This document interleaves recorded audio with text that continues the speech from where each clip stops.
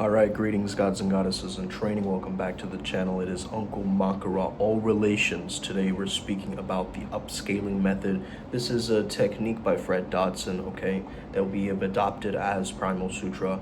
We call our tribe the Upward Spiral Gang, okay? So this is his method through the lens of our crew, okay? Put on your seatbelts. This is going to be a bumpy ride. Let's get it. So first is the law of the spiral. See, every vibe has a gravity. Your circles, your cash flow, your attention span, all orbit around your current frequency. And you don't escape the cycle by complaining about the spin, right? You gotta upward spiral through awareness and deliberate state shifting. Okay, something as simple as bring your attention from your head into your heart creates heart coherence, okay, as heart math has understood it. And so if you make your exhales longer than your inhales, or if you focus on the idea of appreciation, which is a combination of gratitude, awe, resilience, and so forth, you can actually change the neurochemistry, right? And then change the way that you feel and the way that you emanate, vibrate, okay? So that means reality isn't this binary thing that we're taught to believe. It's a spectrum, it's a ladder of vibes, and every rung has its own weather, people, and outcomes. And in the upward spiral game, we're not here to chase perfection. We refine, we retune, we keep climbing one foot in front of the next. One of the most common things that we've said is, what is the next best thing that I can do right now? And who is the next best person that I can be right now, okay? So when the beingness and the doingness start to merge, action and awareness merge, you're in the flow state, right? So this is why it's so important to chime in, tap into the zone, create this pillar of light within you, and then move forward, right? Even in terms of something like resurrection or reincarnation, you know, they tell you don't look into the light, right? What is that? So that's the moon's reflection of the light, being of the false light rather than the actual light that gets you reincarnated, right? So there's the clear light and the false light. So you want to align with the clear light. One breath, one octave, one boundary at a time. So Dodson calls this the scale of consciousness. There's a book also that he has called Levels of Energy. So he's taking the metrics from that. Basically, it's the upward spiral map, right? Because each level has its tone, has its behavior, speech, nutrition, habits, humor. Once you ascend one level, your biology updates. Your taste changes, your tolerance resets. So energy moves first and then matter catches up. So the right question to be asking yourself is not, how do I fix my life? It's what frequency would naturally generate that life. Are we getting this, guys? Give me a like and thumbs up in this video. Fred Dodson had this example where he had said there was this woman who wanted a better partner, but the partners of her past have all been the same.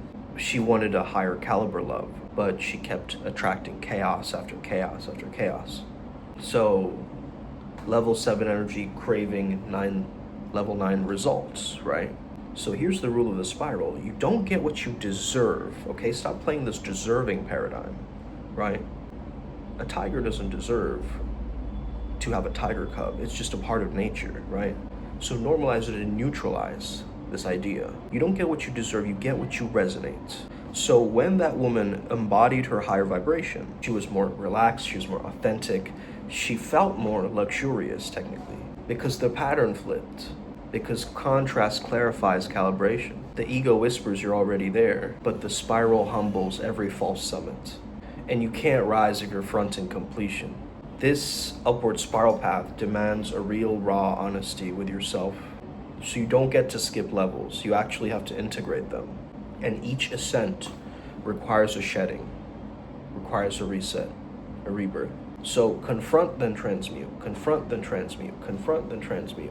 Record yourself, hear the truth in your tone, see your posture, no judgment, just data. Just what data are you getting from this expression? Then you name your next orbit. At my next level, how would I dress, eat, speak, move, and respond under stress? Think about it. How would you respond? Just feel into that, right? Then you rehearse this new timeline. 10 minutes daily of as if embodiment rewires the nervous system faster than affirmations ever will. So make this into a movie scene in your mind. What is my next level's behavior patterns? What are the way they move, they talk, they act? And then you check the climb, you can whisper this question very often. What would one spiral up feel like right now? What would it feel like? No one in the upward spiral gang really flexes their superiority. We're not above anyone. We're just tuning our instrument into a clearer harmonics. Discernment polishes and judgment divides, right? So every being is invited to higher spin rates. Instead of shouting, I'm enlightened, upgrade your signature, because each spiral births a fresh new reality for you. Cleaner spaces, smoother nervous system, funnier laughter, deeper love. The multiverse bends to the voltage of your honesty, right? So ask yourself, if I woke up one spiral higher, how would I move? How would I breathe? How would I create? And how would I relate? Then live that answer. This is not just self-help, this is the upward spiral way. So what exactly is this idea of resistance? Resistance is the friction between you and your next spiral. It's the energetic drag that slows down your upward motion. So it's not strength training, it's psychic static. That subtle "this shouldn't be happening" signal is running in the background of your nervous system. So every complaint, every micro judgment, and every inner eye roll adds density to your field, adds heaviness to your field, correct? It's the invisible tax you pay for arguing with reality. Why are you arguing with reality? Why are you arguing with what is? You're putting extra energy into creating a competition with what is. So the upward spiral gang isn't just about bulldozing yourself through life. It's about removing the static that keeps your spiral from lifting. And when this resistance or tension dissolves, your energy returns. When you stop wrestling the moment starts working for you. So resistance hides inside your habits, okay? Fatigue when you're actually mentally fighting what is. Eating or scrolling to distract you, the now you've judged as wrong. Constant comparison, which is the ego's favorite resistance loop of all time. Tight jaw, tense shoulders. This is the body's language for I'm not okay with this, okay? So creating more tension. So when you're in resistance, notice you're in a horizontal motion. You're burning out energy, but you're not rising in energy. When you release this resistance, you shift into a vertical motion. You start ascending effortlessly, upward spiral. So you can't climb with clenched fists. Relax your grip and rise your vibe, okay? Acceptance isn't surrender. It's aerodynamics for consciousness. Really let that sink in. Every time you drop resistance, you drop drag. You drop drag and you gain altitudinal attitude. So spot the static. Ask yourself, where am I saying no to what is right now? It might be subtle. It might even be a very small irritation. Mental eye roll, whatever. Okay? Just spot that. Notice that. That's your ego mind identity static. Then name it honestly. Yeah, I don't like this. Owning is actually non-resistance in disguise, okay? So own it. Own that thing, whatever it is. And pivot gently, breathe, and ask yourself, what's one thing in this moment that I don't want to change? That's genuine gratitude, the frequency that neutralizes resistance. So when you thank whatever is coming up, it starts to recycle it. Then after you've done this, you've named the static, pivoted gently. Now you slow down your entire rhythm and tempo. Move at 80% of your normal speed and watch your system recalibrate to flow state. Then you re-enter the spiral. Feel the lightness return, then move, speak, create from the new altitude.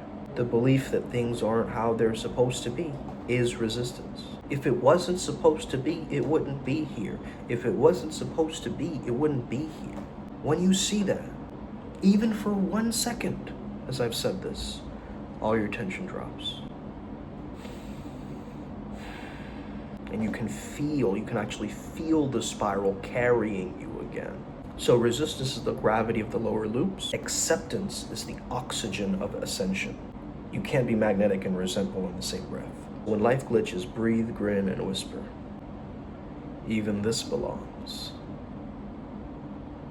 Even this resistance has beauty. I accept this nonsense fully, with all my presence. That's when the spiral starts hearing you. And that's when you start rising again. No resistance, only resonance.